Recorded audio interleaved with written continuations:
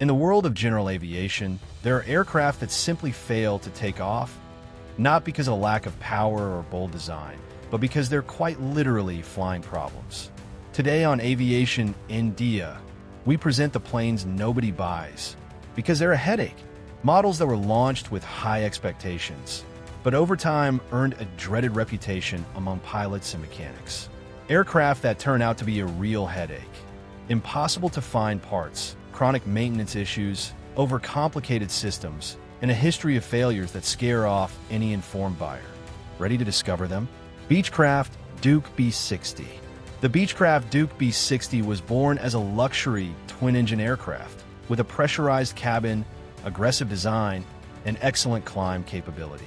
Its two turbocharged Lycoming TIO 541 engines, each producing 380 horsepower, can push it past 240 knots and up to a service ceiling of 28,000 feet. On paper, it's an impressive aircraft, but the problem is everything else. First, the TIO 541 engines are a nightmare. Highly temperature sensitive, they require extreme care. If not handled perfectly during every flight phase, they overheat, lose compression, or even collapse.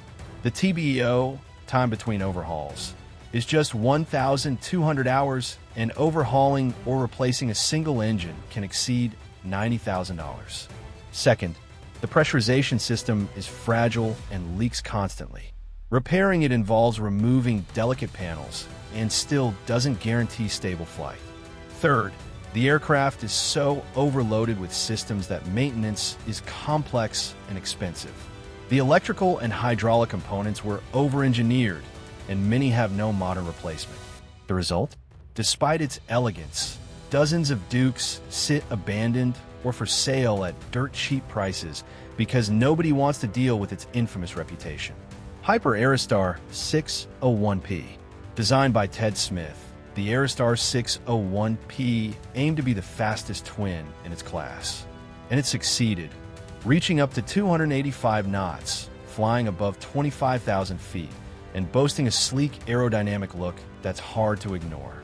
But the real story isn't so glamorous. This aircraft is extremely demanding to fly. The center of gravity is so sensitive that misloading luggage or sitting in the wrong seat can affect stability. On slow approaches, it tends to behave erratically. Many accidents were blamed on stalls triggered by slight deviations in flight technique. Moreover, the turbocharged engines require precise management of mixture, temperature, and pressure. Any mistake during engine startup or shutdown can cause internal detonation or thermal damage. To make things worse, the engine access points are poorly designed. Changing a single spark plug can take hours. And in terms of maintenance, this aircraft is ruthless.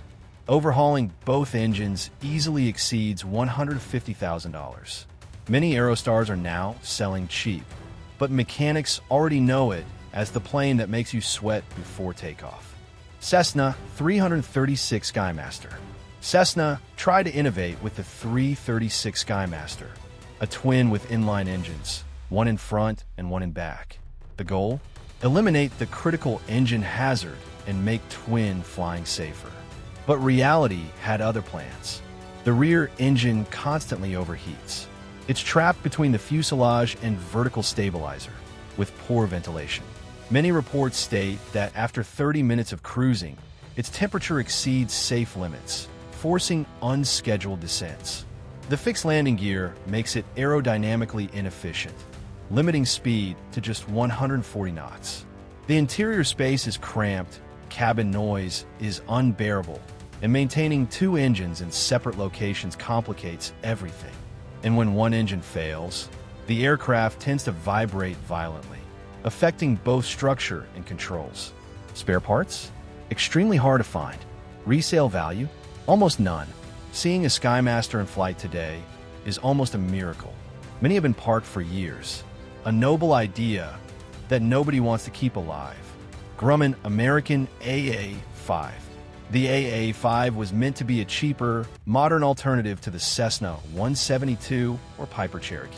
Its lightweight construction made it agile and easy to manufacture. But the use of structural glue instead of rivets caused chaos. Yes, you heard right. Many structural joints are glued, making it hard to detect cracks or fatigue. And it doesn't stop there. The electrical system is primitive and fails with temperature or humidity changes.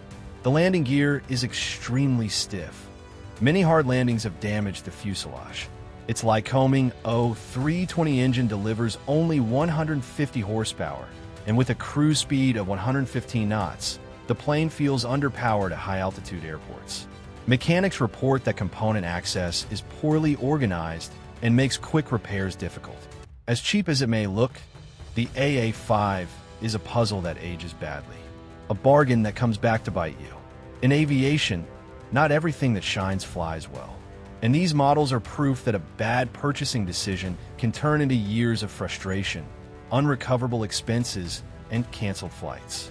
Have you flown any of these aircraft? Do you know of any other model that has caused more headaches than satisfaction? Leave us your comment below. And if you enjoyed the video, give it a like, subscribe to Aviation En Día, and activate the bell so you don't miss any episode with the best and worst of general aviation. See you next flight.